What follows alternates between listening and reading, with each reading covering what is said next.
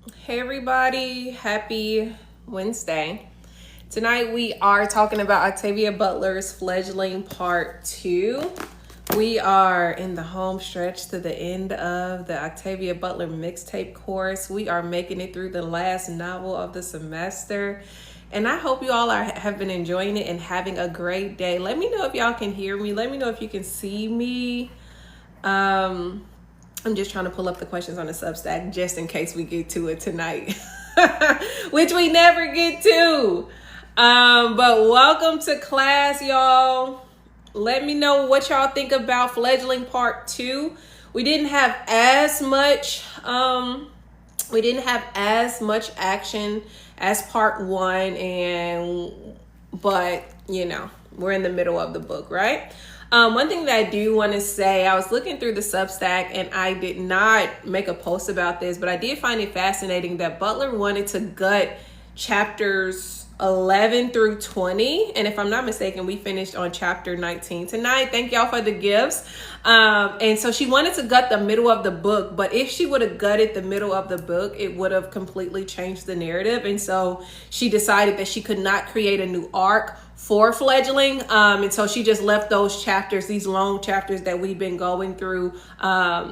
She just left them in there. And I understand why she would want to go ahead and gut those chapters. You know what I'm saying? Like, there's not a lot of action. We are learning a lot of background about Shori and Ina and all of the things that are going on. But I think that she made a good call not to gut this middle of the book because we needed the information, right? How else would we have been able to bridge the gap between what we don't know and what Shori doesn't know, right? So I'm so glad she did not decide to gut the middle of the book.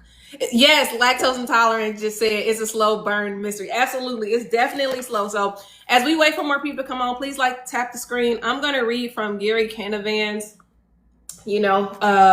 Octavia Butler. And I think you all will find this part that I've highlighted very interesting.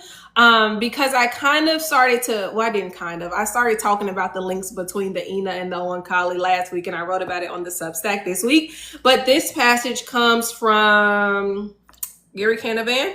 And we all know that this is the last book that Butler published, right? So, all right, I'm going to read it. He says, both the Xenogenesis books and the Unfinished Parable series, because y'all know she wanted to write Parable of the Trickster, but never got around to publishing it. He says, had flirted with her longstanding interest in the feminist utopia, especially in their earliest drafts, but Fledgling is her first true matriarchy she envisions. Here, the solution to our problem is found only in a kind of BDSM sex game. We might consent or be made to consent to fully submit to the will of those who know better, aligning human society to their ends rather than our own bad self-generated ones. The solution is no less trouble here than in the Oankali books, though the power of first-person identification seems to drag most readers into taking Shori's side uncomplicatedly.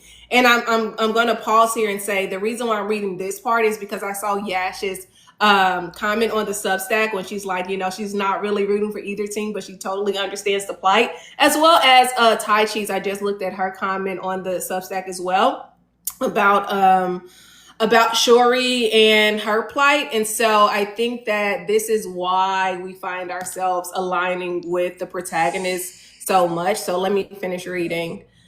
It says, the power of the first person identification seems to drag most readers into taking Shori's side uncomplicatedly. We feel bad for her, especially as we learn over the course of the novel that she is a product of a genetic experimentation, mixing Ina and human, specifically African American DNA. A hybridic nature that leads her to experience extreme hate from Mother Ina on both species and racist grounds.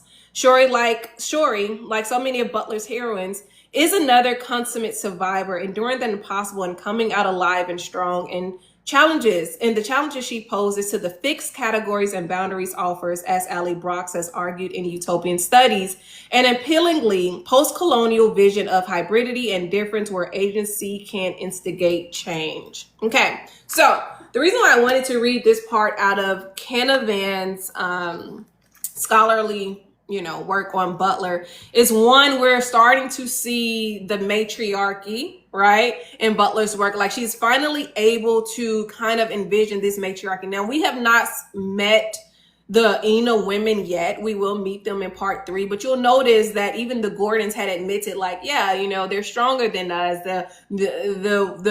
The female Ina Venom does something totally different than the male Ina, right? And so, since Butler could not get there, could not get us to this utopian world in the Owen Colley books, she tries to get us here with a matriarchal world. I think it's very interesting that she chose this. And also, let me say this, because I was reading this earlier in preparation for class. This was supposed to be, there was supposed to be a part 2 of Fledgling.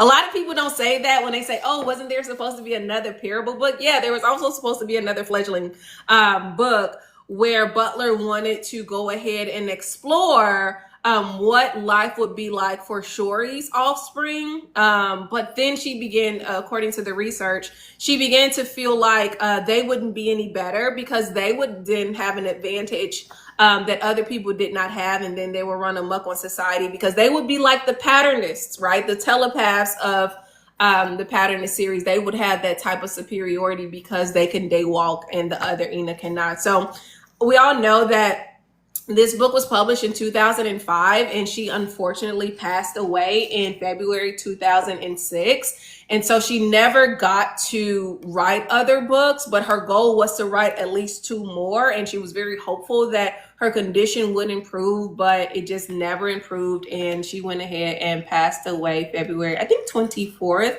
Yeah, February 24th, 2006, after she received the NAACP Image Award in January 2006. So just wanted to drop that information on you all as we begin to unpack Fledgling Part 2. We learn a bit more about the Ina. We learn about, well, not learn about, but we have been confronted with another attack on indigenous grounds. This time, I don't think that's by happenstance. That wasn't just a one-off that Butler was doing. She was paying homage to those individuals who did lose their land. And I think that's very interesting that Yosef's land, this white vampire's house, is sitting on this indigenous land. We can unpack that more if y'all want to later in the class.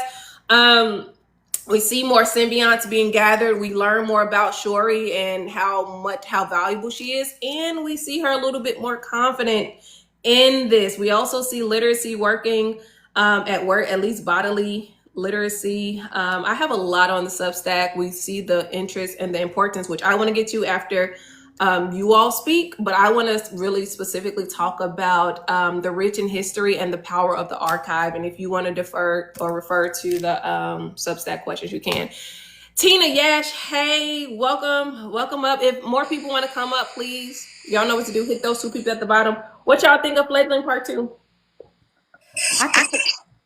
I could only read through it if I just dispensed with her physical description, and I just decided she was 53, and that was it. Thank you. I couldn't, because it was the more intimate scenes, the more stuff was getting more revved up. I struggled. So I just said, she's 53. And every time I would read something, I would just go, she's 53. And I just would just be able to get through it. I'm sorry. That might be a cop out, but it was getting a little bit too, it was like, the conflict was there for me, because then she started acting more mature, and she started acting more like taking control and dictating stuff, even when she got to the lands and stuff. And I was like, I can't picture her. Usually I picture characters in my head. I had to dispense with all that and just keep reminding myself she was 53. Yeah, I think, of course, we all went over this, right, with Butler's Fledgling, and everyone's like, oh, all the students and everyone is uncomfortable with the age, but you're going to have to make a decision. I remember when I was reading Toni Cade Barr's The Salt Eaters. It's a very confusing book. But the teacher told me, you have to decide whose story you're going to follow and follow that. Right? You can't get wrapped up in all the other things. You have to decide which story you're going to follow. And so it seems like, Tina, you were like, okay, I can get railroaded or sidelined with the fact that she appears to be young and she looks young, but I'm going to have to go with the fact that she is this age, 53. I had to do that just because, like, not only the way that Wright was acting towards her, the way that all these other adults were acting towards her. Yeah. It just was, yeah, I had to dismiss that. I realized that I was doing that. And I'm Yeah. like, okay, this is how I'm getting through it, Mm-hmm. because I'm able to like not focus on the fact that like when they went to the store and they were like, yeah, people thought you were 10. Mm-hmm. Yeah, I can't. That's just that I got grandbabies. No, no, no, no. So, Yeah, but I think also like one of the ways that you were able to get comfortable with it is the fact that she stopped being this blank canvas. Like when we first yeah, met her in part one, she was childlike. She didn't know, her memory wasn't erased, and we kind of spoke on that the last class, right? She didn't know, and the amnesia kind of played into this childlike state for her. But now, as she is maturing before our eyes, learning more, learning about her people and all these things, like she is not reading as a child like that. People may be reading her as a child, but the way that she is presented in the text through Butler's writing, she's no longer childlike. Like, especially when she goes to the Gordons and she starts to speak up, like, tell your people to lower their guns. mhm. All of the ways in which she begins to present is not as this child like we met the first time. Yeah. Okay, I'm with it. I'm with it. I'm with it. We need more people to come up here, y'all. Yash, what you got? I know you were sounding off last class. Okay, I kind of have to eat my words a little bit Uh-oh. because even though I still don't like Wright, I actually just feel bad for him.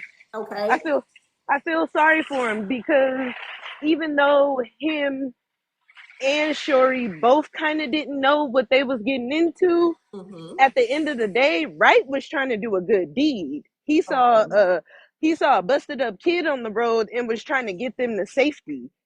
So now I'm just like, oh man. And it kind of clicked for me when he was talking to the other symbiote. I forgot if it was Brooke, Celia, or somebody else, but like they were kind of venting to each other, like, and Wright was saying, like, yeah, I love her, I'm hooked, whatever, but I didn't really consent to this. Mm-hmm. And now my whole life has changed. Mm-hmm. So I'm like, damn, I kind of got to eat my words. I still don't like him. I still think that he's a bum, but he Oh, didn't. But he didn't like all of all of what Shuri comes with is not what he signed up for. yes. Um, and I put this in the Substack, but I think it's very interesting that like if you are a human symbiote, Mm-hmm. you have the power to produce children with other symbiotes and they're human, Mm-hmm. and that human child has the right to be integrated into the vampire community, or they could leave. But Mm-hmm. I forgot who was talking, but they were saying like, yeah, I wanted my son to Mm-hmm. be in the vampire community, but I also wanted him to go into the real world and go to Go to college. college Yeah. and do all of these things. And then it clicked to me. I'm like, not only do the vampires need us for food, but it's kind of like the pattern is like they need teachers, they need politicians, they need lawyers, they need doctors. So it's even more than just like, we're more than just cattle, we're more like cattle slash chess pieces to them at the same time. So that just, it just makes me uncomfortable. Like Yeah. I'm like, it's weird. Like I'm not really rooting for the humans Yeah. because the humans are humans. Yeah. But then on the flip side, the vampires are, I thought that they were more about consent and autonomy, Yeah. but the more I'm reading, they're kind of not. Yes. No, they're not. They're about getting their needs met, and they go out. And we also saw that Shuri went out and feasted on people. Like they're feasting on the humans, right, and binding them to them. And I hope you were able to see that. Even the conversations between the humans, like the first symbionts, they don't have much of a choice like the third and fourth ones do, right? To be tethered to the Ena community. They don't have that choice. So that is what I was trying to like get us to last class, but maybe we just needed to read more to understand how they truly operate. Because they are committed to their plight, and the humans are too. But of course, we're in the Eno world, and the humans are just being used as you said cattle, but they are literally like, just people to be feasted on. They're the people to do the Ena's bidding in a way, right? But yeah, but I also thought that it was very interesting that the human symbiotes wanted their kids. Well, at least some of them, they wanted their kids to also become symbiotes. Right. Yes. So, So when you think about it, think about indoctrination, right? And how those things work. Of course, you may be resistant a little bit, but once you get into the community and you begin to see the benefits, and I use that loosely, of this type of relationship, you would want that protection for your children. You would want your children to have that experience. So yeah, you can have the world experience and you get to choose, right? I think the good thing is that the human parents were okay with allowing their children to choose if you want to do this thing. However, once they become the ENA do not allow that choice to happen. Not yeah, outright. and I also feel like even the idea of choice is just an illusion, because like if you smell good enough, they gonna get you and they gonna keep you. I like what Jenny says in the chat. She says they didn't want their children to grow old and die before them. I think that that's an excellent point, because you all know that one of the benefits of being a symbiont is longevity of life, and you don't age as rapidly. So of course, that is a great point, Jenny. That is a great point. Melanie. Hey. Yellow. What you got? Okay, let me tell you. Just as I put a Dorito in my mouth. So I did officially finish the book. Okay, And don't spoil it. I'm not. I never do. I always have to read ahead because I have other books I gotta read.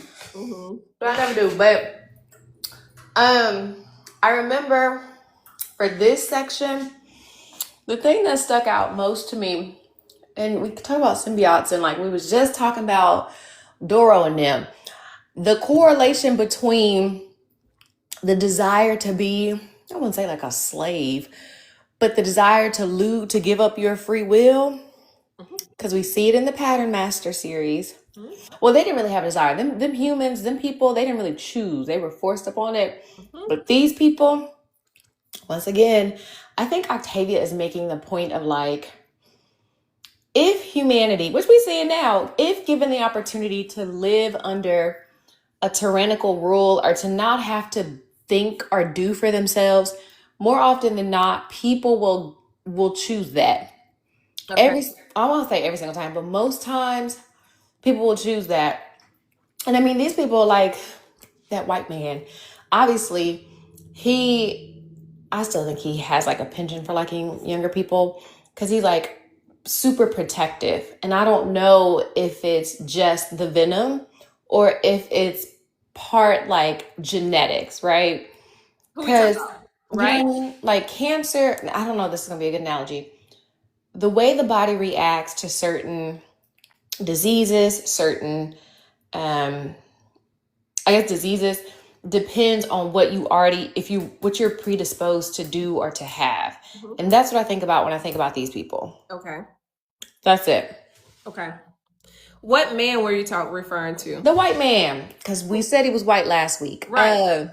Right. Right. Yeah. Right. Because Right. he's not right. Because it's not right. Exactly. And right was a little bit racist in the section that I reread when Shori I was just about to say that. Hello, when I'm she trying to got tell her y'all, other eat my symbiote Dorito. and he was black, he was like, "Oh my God!" And did you know that he's a black man? I was like, "Oh, I knew you was a cracker. I knew it." I'm telling you. Y'all don't get us shut down tonight. But yeah, he was feeling it. He was like, yeah, the women, okay, cool. I can deal with the women relationship. It's kind of sexy. We like that. But we don't like this man, and we don't like this black man. And that instantly put me in like the slave master and slave dynamic, right? That fueled a lot of punishment for black men historically, right? Whereas the slave master, more specifically in white society and on the plantation, where he was more so. Melanie, I'm put you on mute, okay? Oh, I'm sorry. But where the white male was very he was very jealous of the black male stature, especially if a white woman willingly went to lay with the black man, which we know happened historically, which also fueled Ida B. Wells's idea that we don't believe this threadbare lie that black men are graping white women, right? And so we do know that white women willfully laid down with the black brutes, if we want to refer to them as that. But as far when I also think about it, it's a James Baldwin kind of talks about this inferiority complex that white men have in stature, but not just stature, but down there. And that he asserts in some of his essays that they are jealous sexually of black men's endowment. And I could not help but thinking about how that worked. And of course, according to Baldwin, that this is what kind of fueled some of the lynchings that happened historically. They were really jealous of black men's sexuality and prowess in a way. And I just couldn't help but thinking when Wright made that comment about. I feel like that's the only reason why he could even make that comment, because Shorty is black. So Wright is already with a black person. So why would he get upset about a black person being with another black person? Well, I think it's about hierarchy. It's about social status. It is about the politics of whiteness, right? And what whiteness affords. How dare you want to be? It's not just how dare you want to be with someone of your own race, but how dare you prefer a black man over me? The standard of mobility in America. I guess, but I'm not saying it's right. I'm just saying she black. Yeah, but that's how she prefers. Go ahead, Tina. Okay. Also, I thought it was interesting when they were talking about her inheritance. Like, like when they got to the point and they were saying, it was almost like the Gordons didn't want to tell her about the fact that she probably, like Melanie was saying, I'm sorry, like Yasha was saying, like they had these people who were doing all these different things for them outside, and one of them was like, taking care of business, the lawyers, and getting everything all kind of written up. And it's like they waited to tell her, and then when it was time for them to go to see about it, they're like, yeah, you could just stay here. Which now, I haven't finished the book yet, makes me curious as heck. It's like all of a sudden, as soon as they left, then all heck broke out at their compound. Yes. So I don't know, that whole, like, they're hiding so much from her, and at the same time they're intrigued. It's like to me it feels like sorry is a fetish. So at one point the Gordons are intrigued with her to a certain extent, but then they're also repulsed by her. Yeah, well, we have to think about the black female body historically, right? And the way that history paints black women's bodies from enslavement up until now, right? So yes, your body is a spectacle. Yes, this is something to be feared and admired. Yes, we should put your body on display like Sarah Bartman. Like, we should do all of these things to look at this black body. But remember, historically, it was never a crime to grape a black woman. It was always a crime to love one. Right. So if we're putting Shorty's body in the context of white American history, what you're saying tracks. Yeah. Right. And also, if you don't want to tell someone that they could potentially, they're well off, you are stealing more from black communities. Right. We're thinking about, I think you mentioned last class about the Arkansas situation. We're looking at gerrymandering. We're looking at how a lot of black communities are now underwater. And we're looking at white superiority and white rage, but also not. It's not just suspicion that you're reading. It's like literally the way that I picked up on it is they want to see how much she doesn't know. And this is how Butler is writing this. They want to see how much she doesn't know so that they can withhold it for them. Because remember, not only is the race potentially in her hands, but the wealth from this community will be transferred to her hands too, eventually in her children. Because she will begin to maid and therefore muddy the pure white blood. Right. It's just interesting. Like, and to have, especially within that compound, because the two symbionts, one of them, both of those, I can't remember one of them. I know one of them is a black woman. Are both of them black women? You talking about Brooke? Yeah, Brooke and the other. And I forget the other name. I don't know. I don't think did she say that? One of them is brown for sure. Like Celia, she's at least brown. I don't know if she's black though. Okay. We can read. Look, she leaves them ambiguous in a lot of ways. So it just seems interesting to me that people of color, like the young man who like is basically throwing himself at her, saying, "Yeah, I want to come aboard" or whatever else. His father is definitely black, and I found it was interesting that you had all these, in this particular case, these black male symbionts or black symbionts in this environment, but they were still acting way shady. The Gordons were.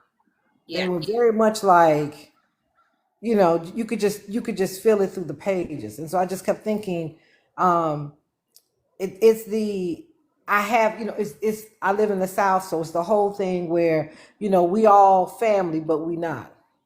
We ain't kin. We skin. Yeah, we ain't kin. We make very much like it's the nice white neighbor next door, and but it's a little shit. Like it's something you can feel it. Yeah, I think. Oh, sorry. Go ahead, Yash.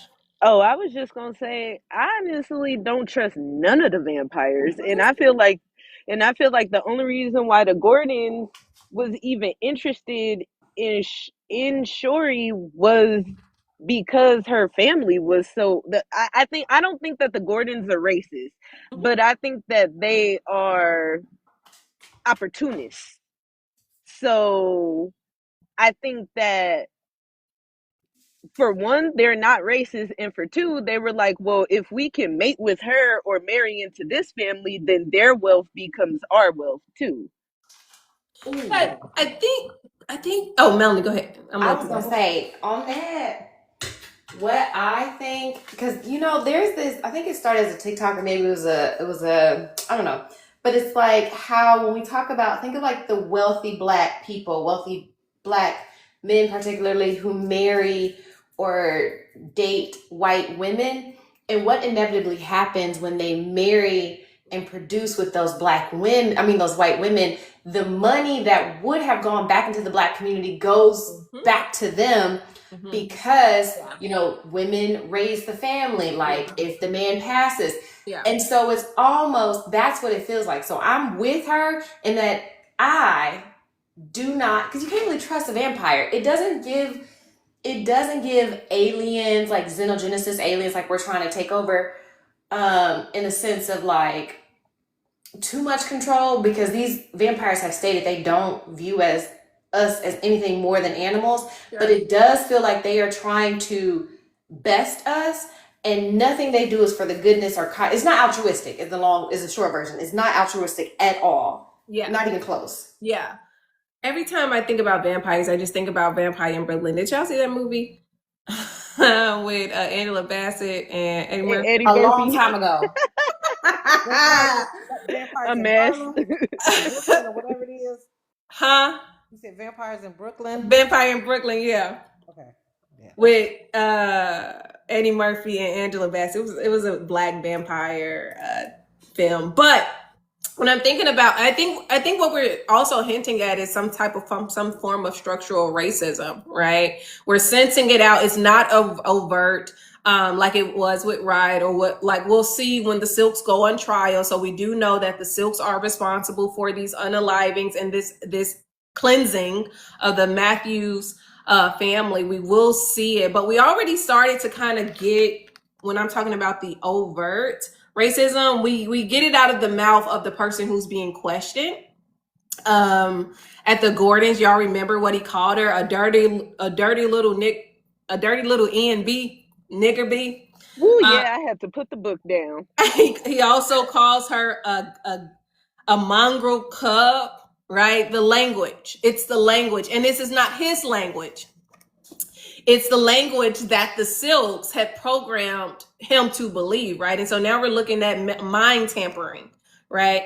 And so we do know that they are racist, even though they claim that human politics mean nothing to us and we are not racist. You are racist, and you do not want the tainting of Black blood, because just look at the word mongrel cub, right?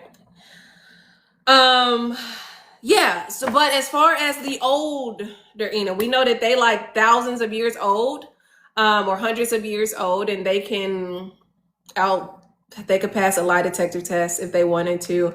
But when the older white ones are speaking and questioning and looking, we're looking at something ancient, something deeply rooted, something structural. June, July, we ain't got to the trial yet.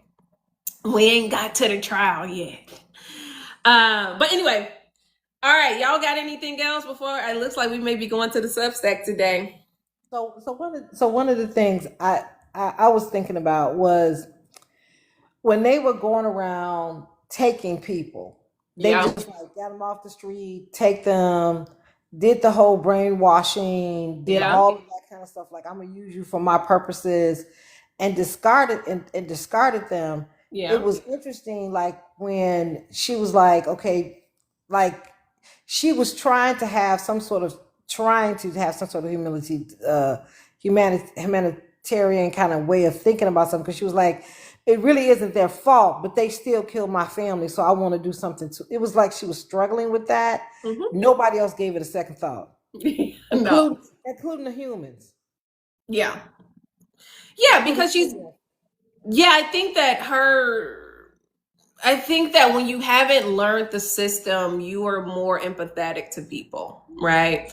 Both the humans are operating from humanistics or human systems, the westernized human world. We have the Ina operating from Ina traditions and legalities and legal measures. And so she is outside of the system. So she is coming into this a blank slate. So she is forgiving.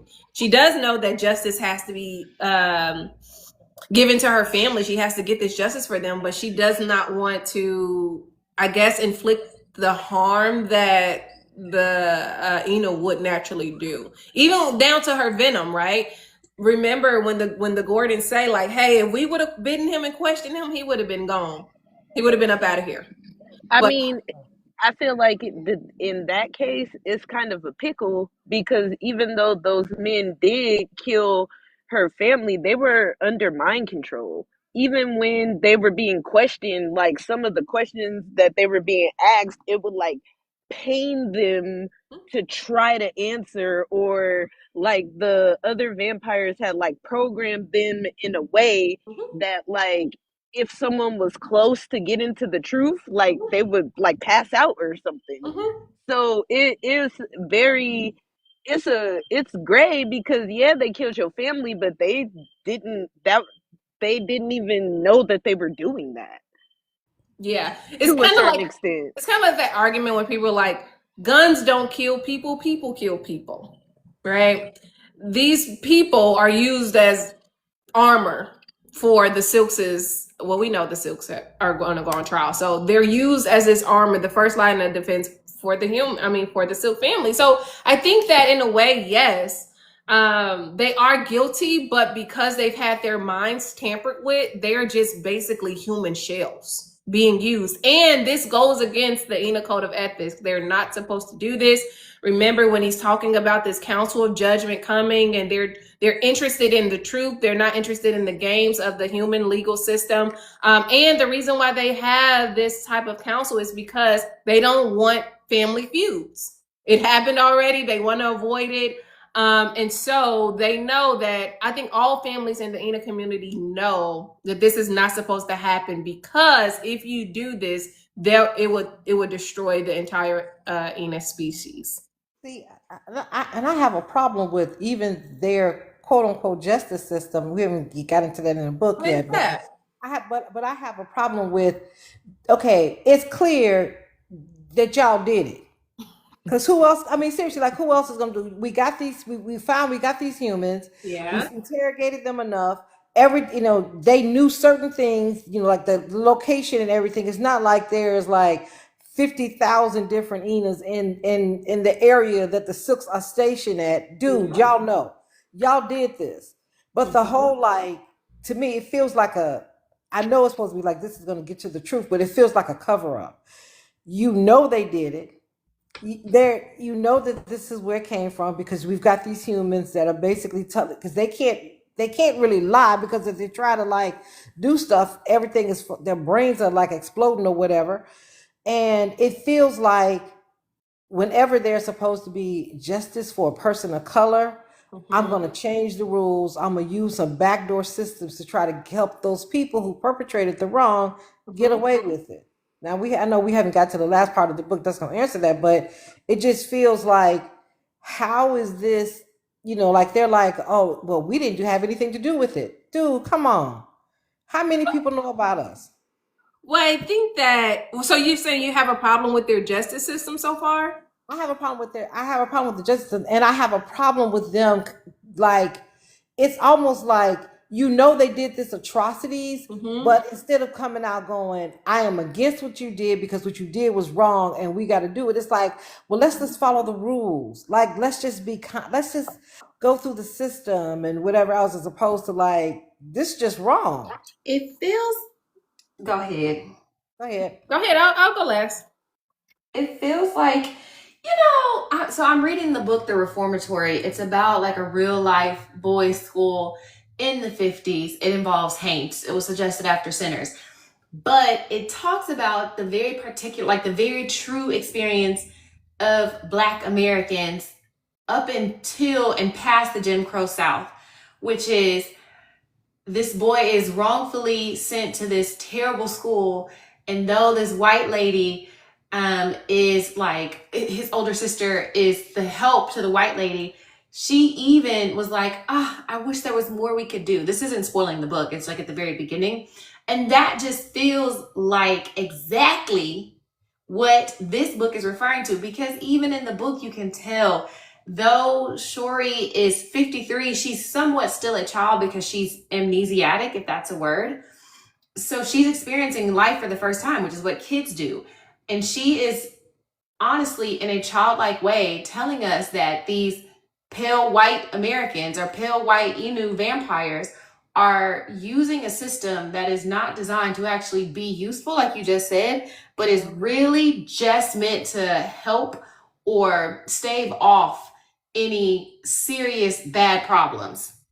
Yeah, I think that I hear both what you all are saying, but I think that do you all remember the conversation that she was having with the Gordons, and they were saying, hey, if you were doing this thing, you can compel them to unalive themselves. You can compel them to do these things. I think the stakes, and we haven't gotten to the stakes of what's going to happen if the Silks are convicted, but the stakes are so high. It's not just that this person who did this thing, who ordered the hit, is going to be taken out. It has generational consequences. So whereas our legal system punishes the individual who did it, this is a familial punishment, right? And so I think that they have to, considering that, they have to go through the formalities of the legal system or their legal system, because they're interested in the truth. Like, yes, the Silks have probably done it, but due process, right? They deserve their day in court. And we have a council of judgment that we're going to see happen in the second half of the book. Lactose intolerant said, I wish our legal system punishes the whole family. So that would change a lot of stuff, right? When we see the types of punishments that are possible, it's not just for the individual. This has generational consequences, immediate generational consequences, right?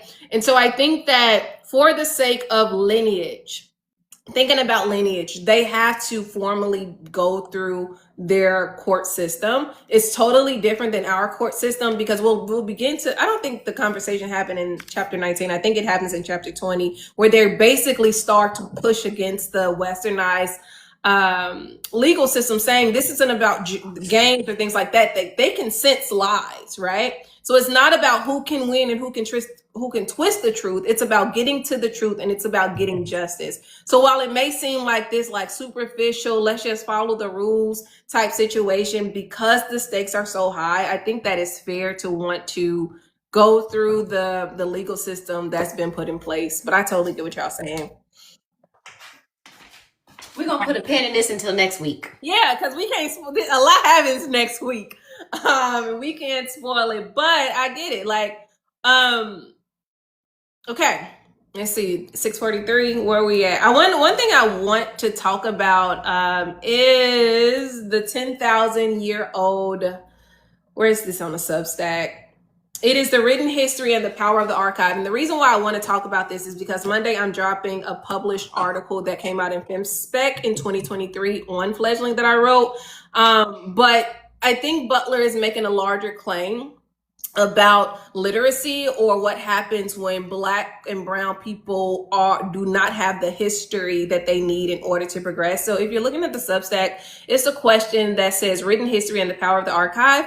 And the question says, the Ena claimed to have over 10,000 years of written history predating human civilizations as we know them.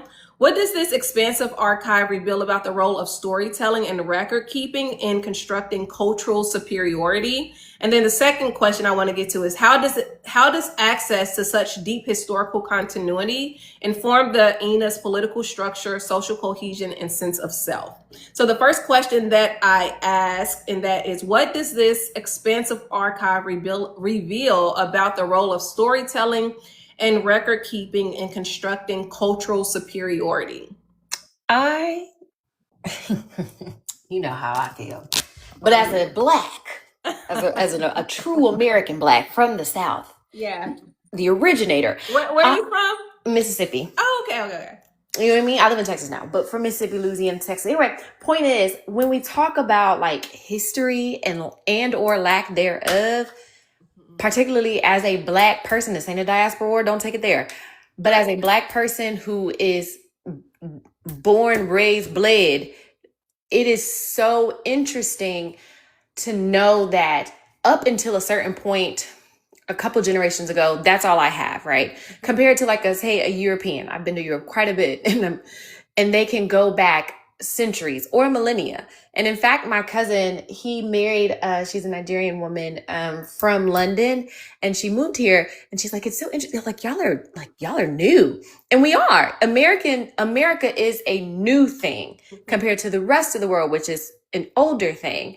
But when we talk about culture and what that means, you get two sides. One is you can go back far enough if you have the data to know who or what you are or where you came from. So the long arc of humanity, at least for your area, you can see. Now, if the moral arc is supposed to bend towards justice, and you take that and like you can, expound on like, okay, it took us X amount of time to get here, then that makes it more, there's there's more gravity behind it.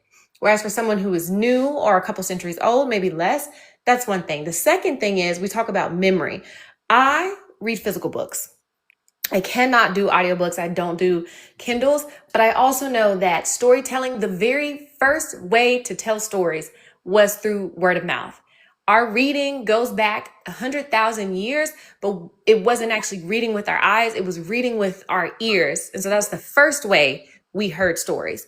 And so when we talk about like an oratorical standpoint, that is just as important, because there are those remembering machines or those people who would pass down the legacy until everybody could write. But before everybody could write, we had those people who did that. Yes. So it matters for, say, the Innu, who can go back 10,000 years, which is much longer than not Americans, but people can. Like, if humanity is as good as their most recent memory in the past, then that says a lot about these vampires. Now, the human brain, the human life is short for a reason. We should not live this long. We should not remember this much. But if we were to have that ability, one could imagine where we would be. Again, if we had the Library of Alexandria, if it had not burned down, where would we be? If we had the full breadth and scope of what we are or what has made us human, where would we be? But since we don't, and our lives are so short and our memories are so forgetful, that condenses us. Whereas the Innu, I think, I wouldn't call them more powerful. I do think they represent what is good about passing on history. Wait, points taken, right? So you were referring to the griots, right? Who we know Yes. that literacy was passed along. People were literate, but they just weren't literate in the ways of reading or in the ways of writing. But listening, and these are the griots, if y'all don't know, are the people who held the cultural memory and the cultural information, and they passed it down through storytelling. This is also where you get a lot of the folklore and the folk tales in Black culture that came over from, during the transatlantic slave trade. But what I'm thinking about when I composed this question is I was thinking about how memory and culture was stripped aboard those slave ships, right? You separate people who speak the same language, you separate the history and the culture, and then you bring them to the Americas, and then you start to rebrand and whitewash. And when I'm thinking about this record keeping, we know that records were burned, names burned, birth dates erased, right? These forms of erasure kind of strip Black and brown people of identity. And I'm always thinking about the conversation where people are like, we don't know where you came from. You don't know where you came from. Well, the people who are able to point to their great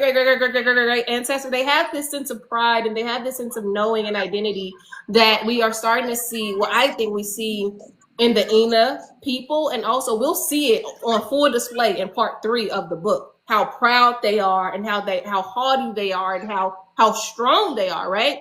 And I think that speaking about record keeping, the book, if y'all want to read a book that speaks a lot about burning up records and having to keep record and pass down information, read Gail Jones's Corregidora. But I'm thinking about how that puts Black and brown people at a disadvantage. Okay, so I got something to say. Okay.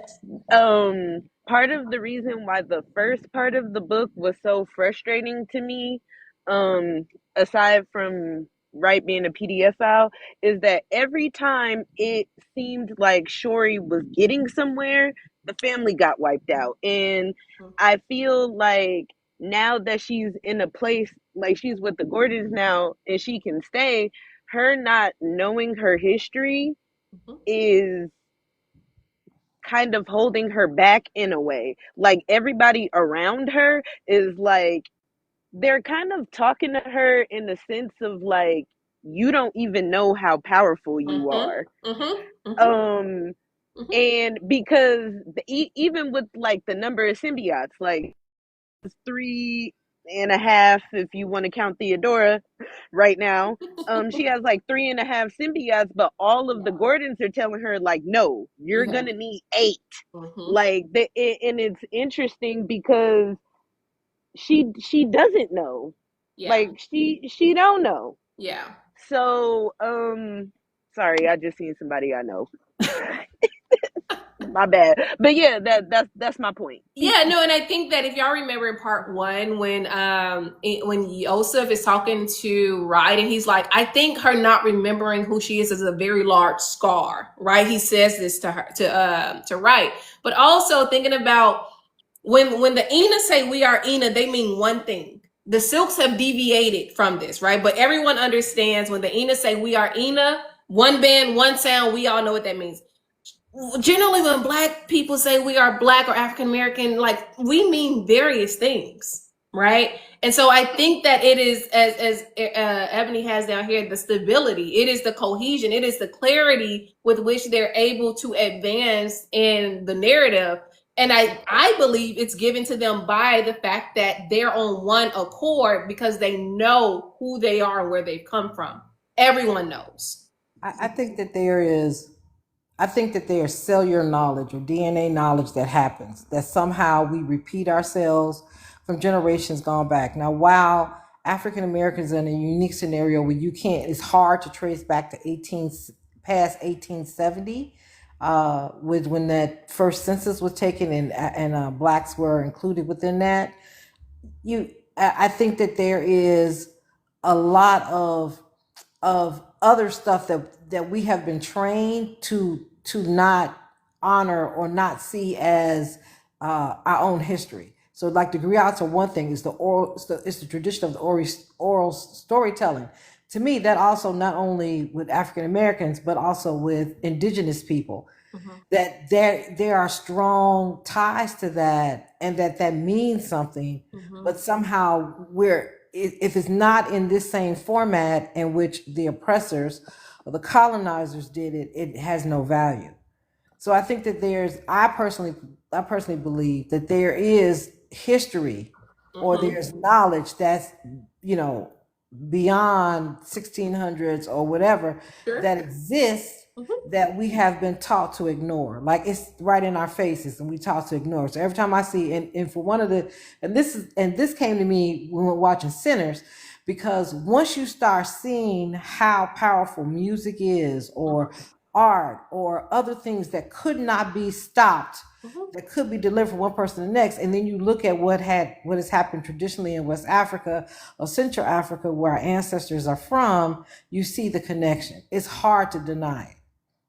It's hard to deny, like, there's something that's happening here, and while we may not have the date and time and birth or some other kind of indications, we do have the history.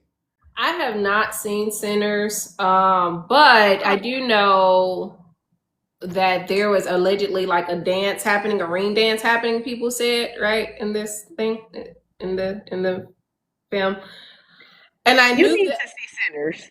No, I'm not. I cannot believe you haven't seen Sinners yet. Yeah, I'm not interested. But I'm not interested. But I do know that there is this. There's a dance that happens. There's some type of circular dance, and I saw the clip on the internet, of course.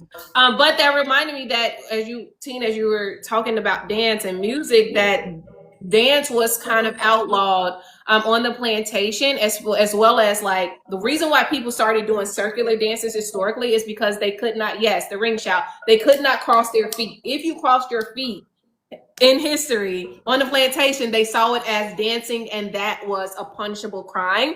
And so if you want to read a narrative about that has references to that, you can read Paul Marshall's praise song for the widow. But these types of traditions were demonized, right? African spirituality and all the things, they were demonized, and so we see them coming back up. One thing that I did want to point out is not only do they have the written text, but they have the ancestor in the novels with them. This is something that you don't always see in African American literature. I think, do y'all remember how the oldest one was? He said it like 5,000 years old or something, 500 years old. He's very old. So not only do they have the written history, the folkloric history, but they have the ancestors passing this out. And in the books that we've read by Butler, we've only had one where the ancestor was in the book, and that was Might of My Mind, when Anyanwu or Emma and Mary were in there, and they didn't even get along, so they weren't even on one accord, right? And I think that having access to the ancestor, and this is a very heavily studied topic in African American scholarship and African American literature. Black women generally write more about the ancestor and the ancestral figure than Black men do in their narratives, and they attribute to much of the success of their protagonists to acknowledging the ancestral figure and honoring, their wisdom. Yeah. Ebony says, hold on. Ebony says, Christians do ring shouts in church too. Hoodoo and Christianity are joined. I've never seen a ring shout in Christianity. In church. I just see people running around. My church, the one I used to go to, is running around. But Tina, what you gonna say? I said, you never been to Kojic Church? I don't know nothing about Kojic, no. Okay, so yes. I don't know ring shout. Yes. Communion Sunday? I don't know. They passed the communion down the aisle. All I know is charismatic Pentecostal. I don't know nothing else. And I tried Baptist one time and I was shocked. But yeah, okay. Anybody else want to answer? I think there is a lot of mixture in African spirituality and Judeo-Christian beliefs. I do think that they intersect and intertwine. And we know that in African American literature, the sacred and the secular rise together. And so there's always this intertwining. At the same time, gospel is rising, the same time the blues is rising. You know what I'm saying? So they're pulling from, excuse me, both traditions. But we don't pay enough attention. Not we, as in you and me and y'all. But a lot of people who are practitioners don't pay enough attention. And I'm speaking specifically about Christian. When it was just starting. Oh, I'm in the chat. Okay. Y'all ready to move on? Or y'all got something to say? Okay. Let me see what we got. We got 30 minutes, a little over 30 minutes.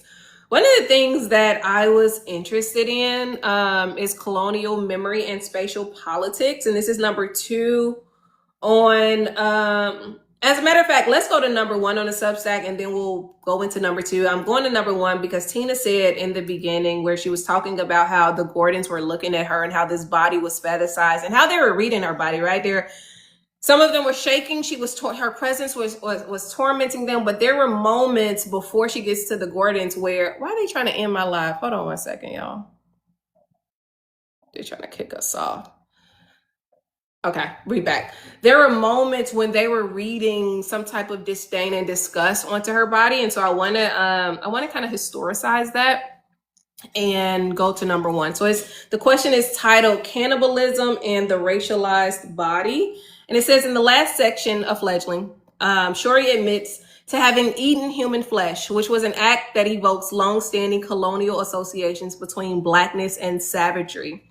In the 16th century, European colonizers used tales of cannibalism to justify the brutal control and enslavement of racialized others. In this context, how might Shorey's confession, and I'm talking about the confession that she ate Hugh Tang, how might Shorey's confession reflect the projection of white anxieties onto Black bodies? And how does Butler weaponize the grotesque to mirror the grotesque of white supremacy? First question. You know that phrase that's like every projection is a confession? Yeah. That's what I think about. That's what I thought about when I was reading that, because that's literally exactly what it was. Because during that same time, they were eating mummies. That's why we ain't got enough mummies, because they was hungry, eating the dead. Don't let us get kicked off. And then, just like that book, which is on my to be read list, The Delectable Negro, but we also talk about, because we talk about cannibalization from a capitalism, inherent to them palm colored folks. That's who they are. And so I think what I like to think she was doing in that is like making a point of like, I wouldn't call it a subversion because that's what vampires do, but it is more of a calling out in a way, like to show the irony of, oh, you feel this way and yet that's what you do. Do you know what I mean? Yeah, and I think about that in present day, and I need to stay off the internet, but a lot of people, especially surrounding the election, and they're like, yeah, I voted for this because our white race is dwindling, right? This fear that Blackness or brownness will consume this white race in a similar way that Shorey has consumed this white body. I think that in the American imagination of a lot of people today, white folks, they see the Black and brown bodies as consumers, consuming this white race, and that the white race will be a minority. Valerie says, over the weekend, I listened to The Dying of Whiteness, which was a good book too. Y'all can add that to the reading list if y'all want to read that. But yes, it was very interesting, right? We see that Shorey does this thing out of ignorance, but she is a Black body eating this human. I also think that it's like a reverse kind of thing, because so much of what makes us, African Americans, Africans, the diaspora, whatever else, has been cannibalized. Our culture, our language, I mean, just like every time we turn around, it's something that has originated from us or came from us or whatever, and then it's changed into something else. And also the inner, they are cannibalizing all of these people because they have them living for a really long time, and they're taking their essence. So they are feeding from them on a daily basis, on a regular basis, and they're taking their essence, pieces of their souls, in order to accommodate themselves. So I just think that I think that whole cannibalization thing in general is like, well, yeah, I ate flesh in order to survive, but in order to survive, Enos have to have blood regularly, a full serving in order for them to be able to exist. But is it cannibalism if they're not eating the flesh, though? I think I if mean, you they are feasting for sure.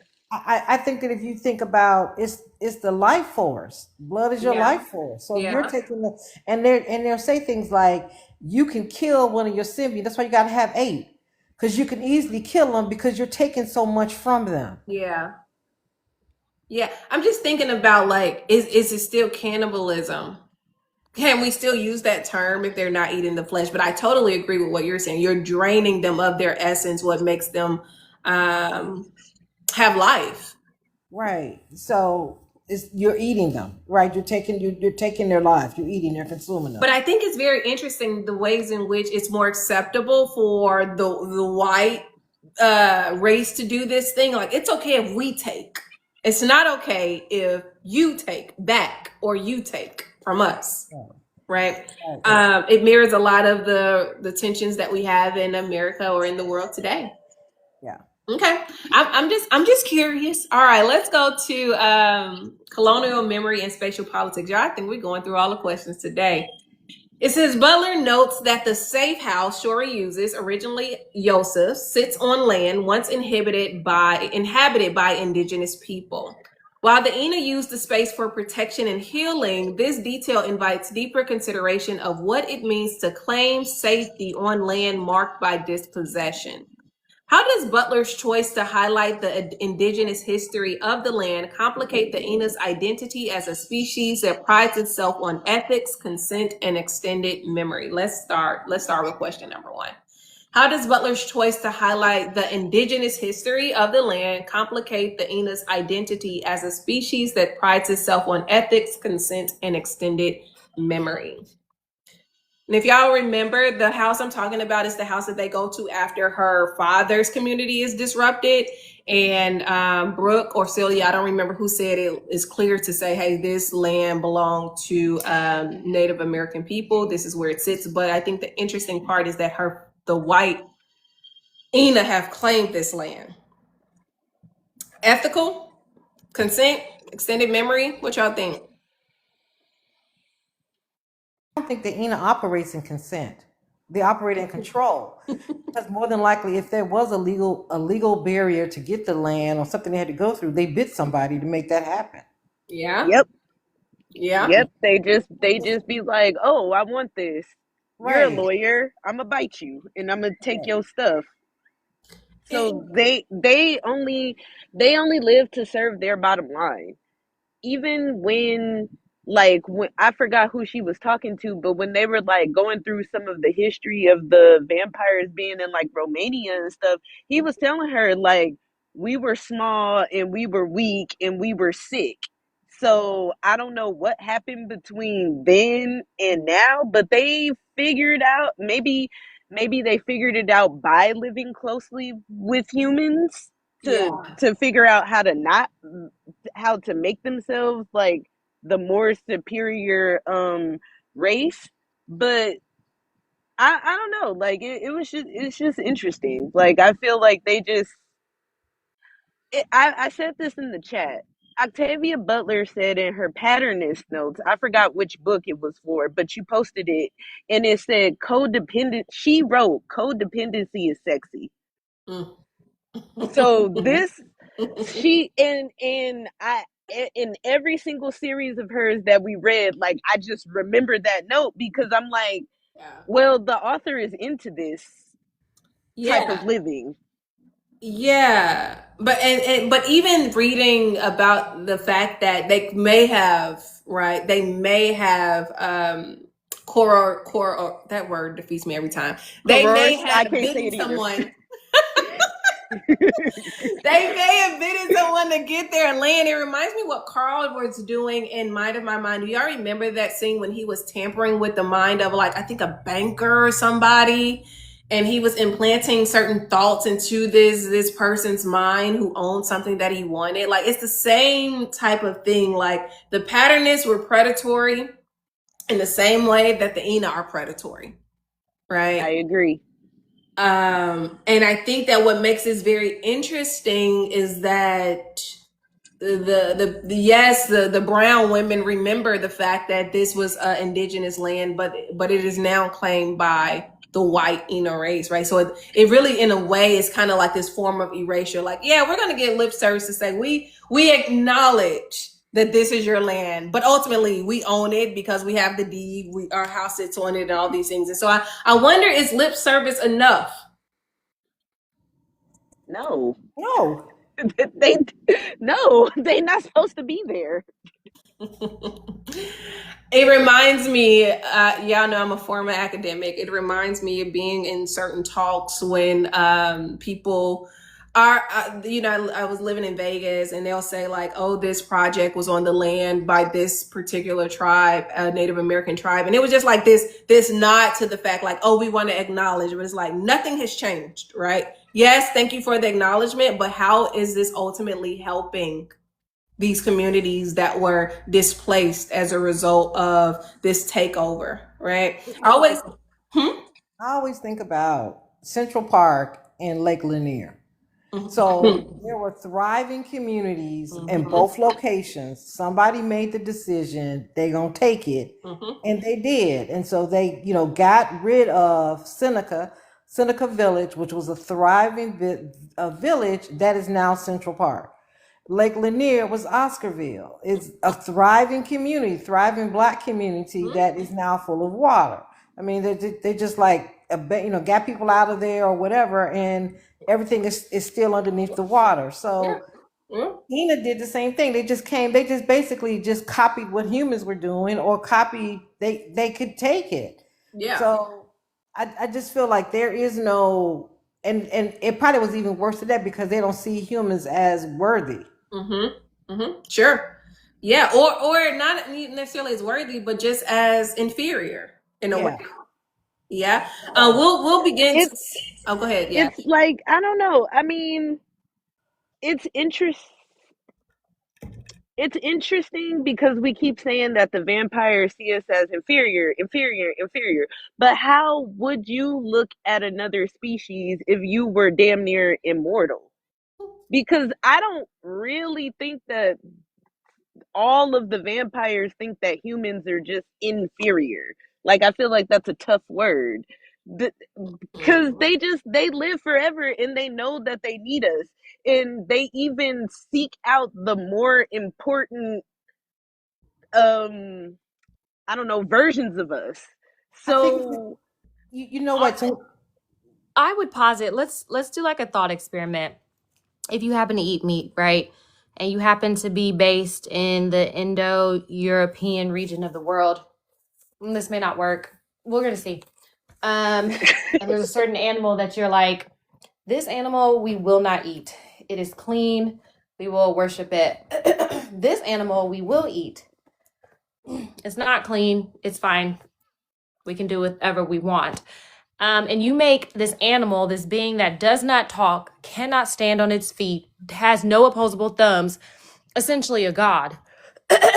So, though you somewhat consider it inferior, and you know it's not like human, you still respect and honor it. Now, they ain't making us no gods. But it would be nice because I'd like to be a cow god. But what I'm saying is, like, I think I think inferiority is a difficult word.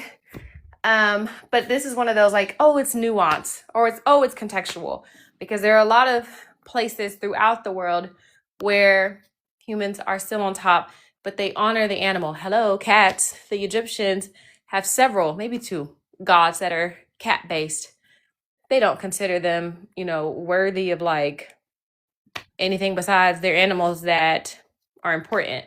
Yeah. So what I'm getting at is, I think it's a fine line between inferiority, and here go my cat. You hush. It's a fine line between inferiority and like considering that no, they are not equal to us. We can appreciate them in their own light, and that's essentially it. Yeah, when I think about inferior, the reason why I'm saying is lower in rank. They're lower in rank species than the Ina are. From the Ina perspective. Now, I'm not saying that they're not important. They are still important in a way. They serve a need, and the Ina do need them as symbionts, but they're lower in rank. You'll begin to see it in the language that is used in the third part of the book, where they do kind of say, yeah, we need them, but we are Ina. We're Ina first. And that's a very white interesting, supremacy. that's just a very interesting mind state, because like if we're thinking about like food, Sure, like humans can live without cows. sure. The Ina can't live without humans.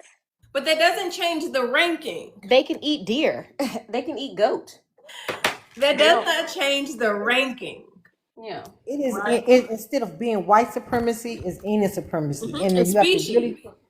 really have to think about it in terms of when I say inferior. I am thinking about if you are a true white supremacist or you in that ideology, you see yourself as above, and everything else is below there, and that they believe that humans are made for them.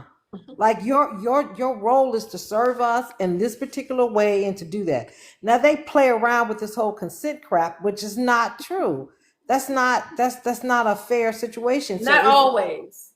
okay, Because the children do get to decide. The parents not necessarily. after the kids have been brainwashed, live with them for I don't know how long, Yeah. and know exactly Yeah. what it is. All right, so there is no there. You know, I'm a big thing with the consent. So, like, I just really think that it's Ina superiority. Ina superiority is equal to white supremacy in the same way. It is indoctrinated. It's throughout their systems. They believe this, and they believe that humans should see them as greater. You should see us as greater. You should be honored. This should be something that you want. I'm gonna give you pleasure.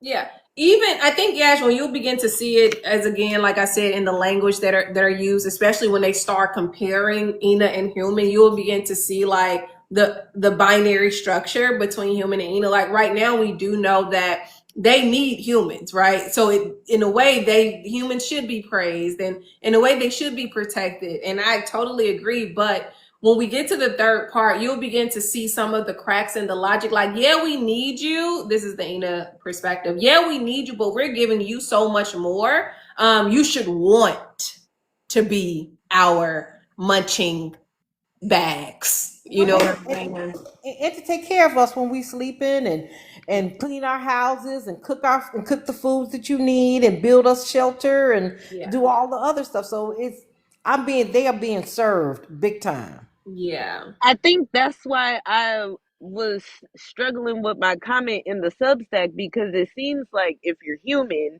and you know about vampires and you have kids, you kind of want them to like get with this.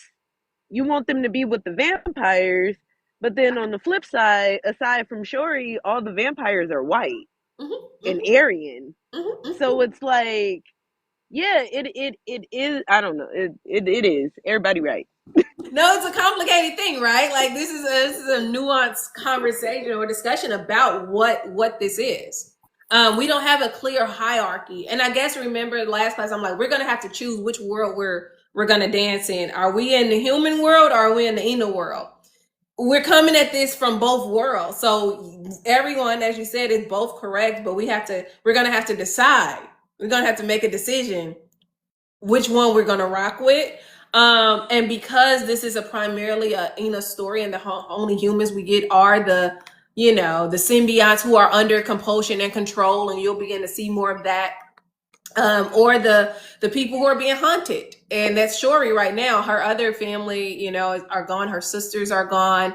Her human brother They're gone. Like everyone else is gone. She is, and I do have a Substack post coming out. She is the great Black Hope. Y'all know the Great White Hope. When Black folks was trying to find a boxer to beat Jack Johnson. Was it Jack Johnson?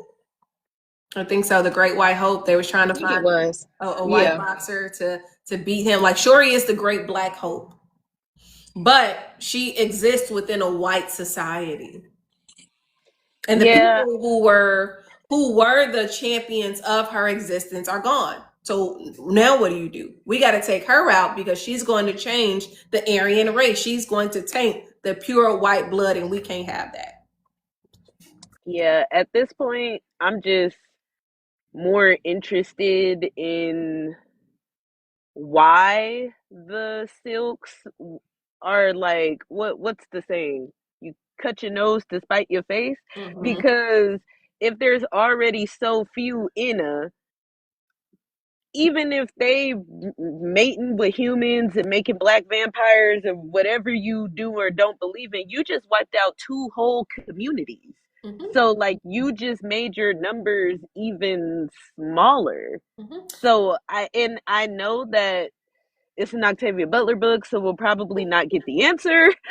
You're gonna get the answer. You gonna also, but I mean, not just the answer, but think about like she's writing about what she has seen or experienced, and she's literally writing about white Americans, just like they would go hanging folks from trees who were colored. They would do nefarious things to those who were sympathizers. Mm-hmm. They're still diminishing the purported superior race. They're just doing it to people they consider not on their side, are not worthy of being their skin folk. Mm-hmm. And so that's the thing that like I thought about, particularly because like, and historically, like they are known for violence. Like it's nothing. If the reason is sound enough, it do not matter if they are the last 100 people on the earth. If the reason is sound enough, they are going to do a cleansing, a culling, because to them it makes sense. Rather not have than have who are not in agreement and alignment in whatever. Yeah.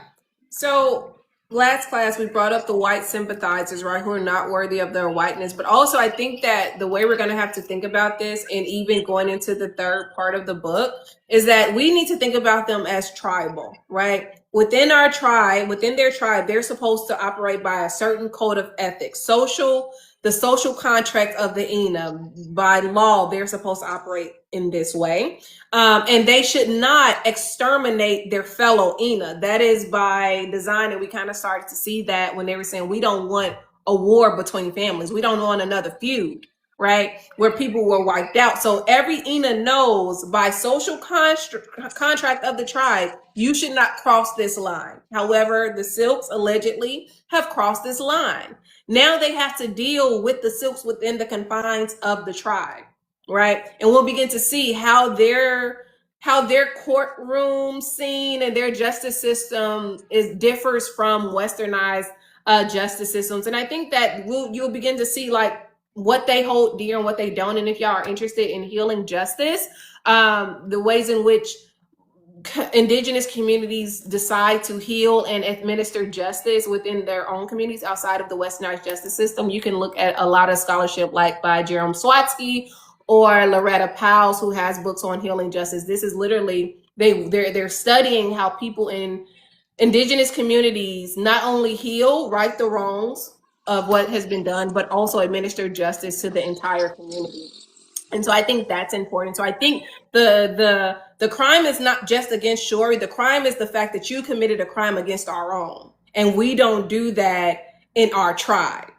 So now we're going to see what the consequences are, not just for whoever issued the call or the hit, but for the rest of the lineage. Like this is a lineage consequence. I would say, but you know what? I just realized, because this is going back to a previous conversation. The difference between what she's basing on and what it is for the vampires is she's basing on these people who had only been on this land for maybe 150 years by the time Jim Crow and all that. Mm-hmm. And they came from across Europe. So it was easier for them to say, oh, you like that hard ER over there? You think they should have rights? Let me tell you something, buddy. And they handled it. Whereas the Ina seem to find it more difficult because they have that long memory, that history to back it up, the knowledge of how few and far between they actually are compared to the global majority that is human. Mm-hmm. And you begin to see, like, going on with the art hard in ER, you'll see what words are in whose mouth in part 3. Like, this is a racialized war here, and they do make commentary about being Black on American soil and how they would never want that experience. So they're aware of the American racial politics. But they still say out of their mouth, but not out of the action, we are not racist because we are not human. We are Ina. It gets complicated. It gets complicated. We got a few minutes. I wonder how they would fare if something happened to America and they had to flee to, like, I don't know, somewhere in Africa or Haiti or something. Like, what are you gonna do when the only people around you are not white? Because they got lucky with going from Europe to coming here. Yeah. We a mixed bag over here. But what if they go somewhere else where there ain't no white people? What they gonna think then? Well, I don't know. Well, we don't know because they ain't there.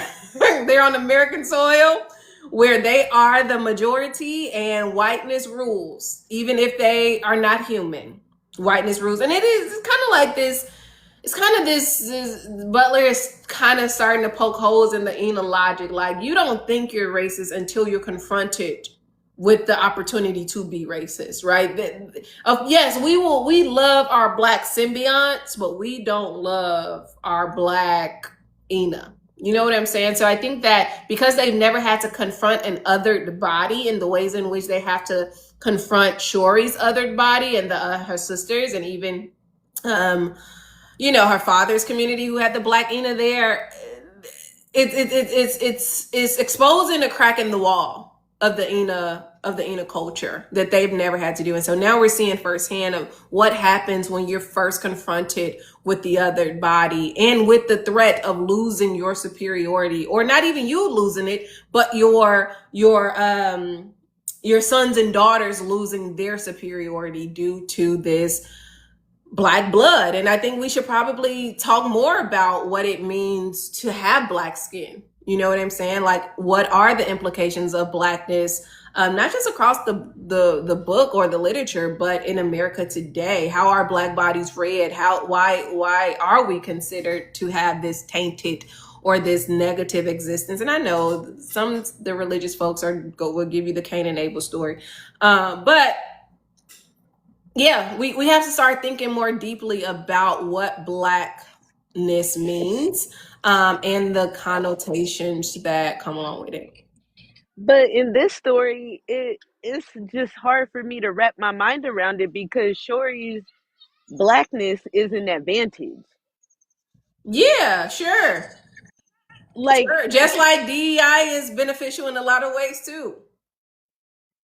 It don't matter. You know what I'm saying? Like, they would rather die. I hope I can say that. They would rather die than integrate.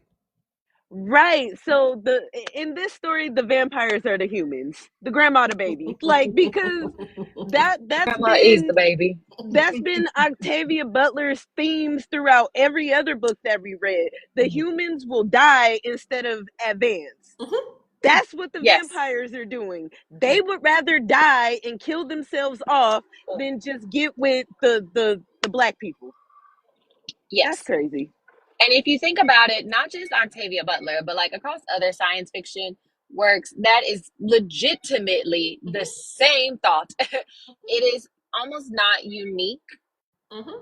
It's not unique. It is a very, like, it's almost oxymoronic in that the thing that makes humans special is our ability to hope. We are the best at creating and pushing through and fighting for. That is one side of it.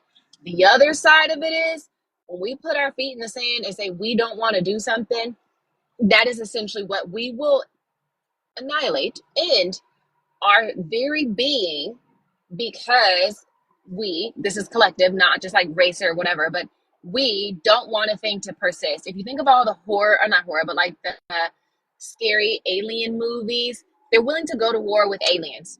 Do you think you would win against somebody who's more technologically advanced? No, but you're willing to do that because you would rather end your life than become a enslaved person to a being that is better, faster, smarter, stronger, more advanced than you. You would rather end your life than progress. One could argue it's indicative of particularly F6 style of writing, because I don't think any other colored people say that.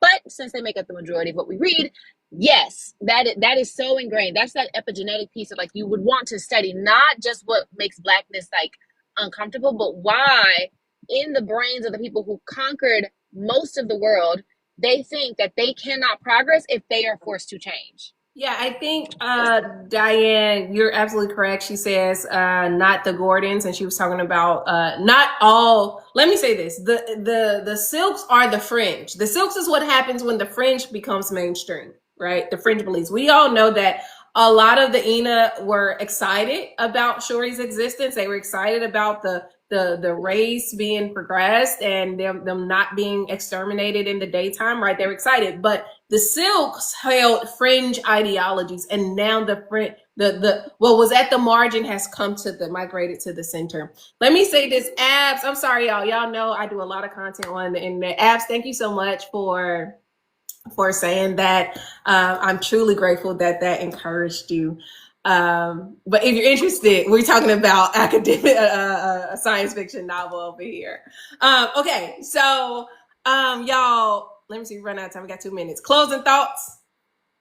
I was just gonna say that it for me, it is the it's like when Jane Ellis, I don't know if you guys know her, that she's a former nun who has these classes where she teaches, she basically has blue-eyed people be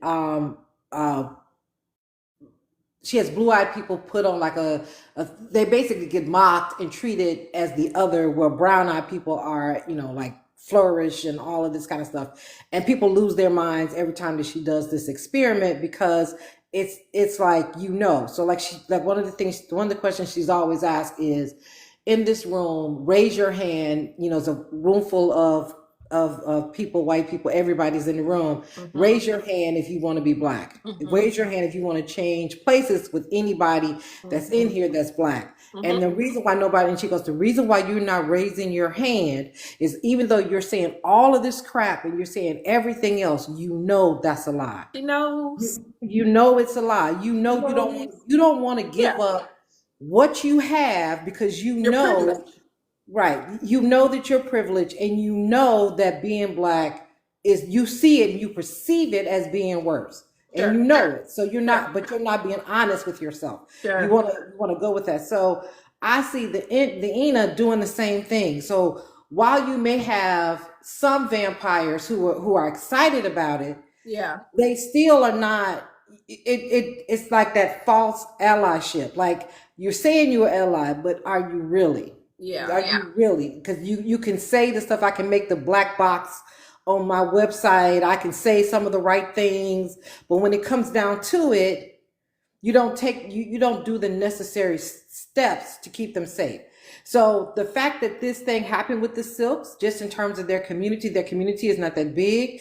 You knew that there were some fringe crazy people. Mm-hmm. You knew that they were out there. Mm-hmm. You didn't say to yourselves, we need to like nip this in the bud before it gets too far. You waited.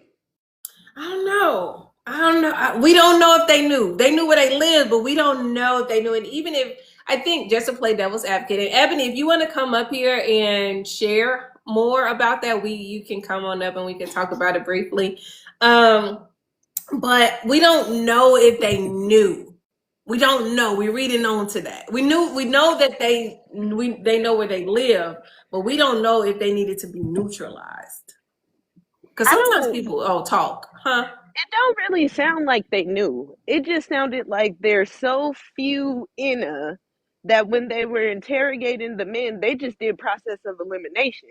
Mm-hmm. Like, oh, you was taken to this house, we know who's there. Mm-hmm. Like, just because there's so few of them. Yeah, they knew, and I mean, they knew the community, right? The general community of who was up there. So that's how they went ahead and process of elimination it. But we gonna find out some more. We gonna find out some more. Ebony, you had something you want to talk about?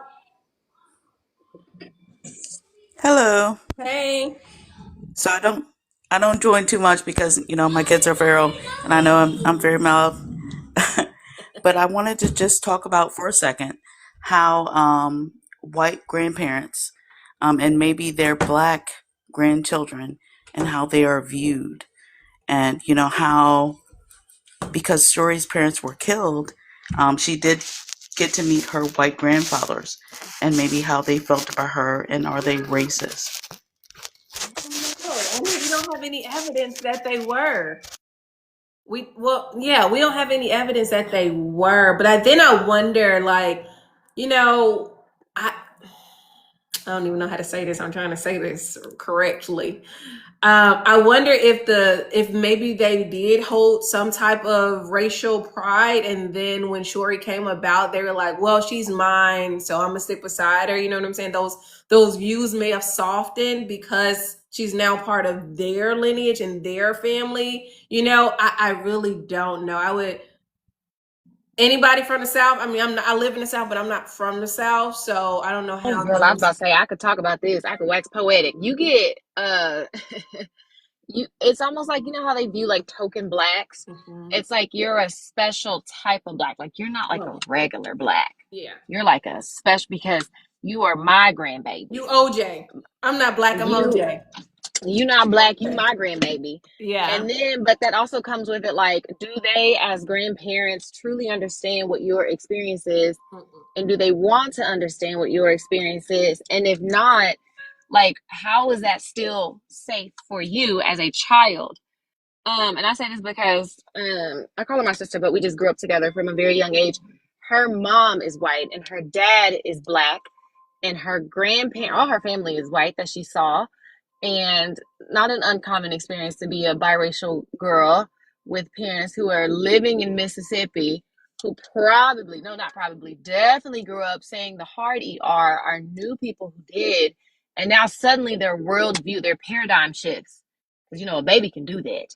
And so it's like they don't, like, if they give the grace to the baby that they could give to regular non-related black people, that's good.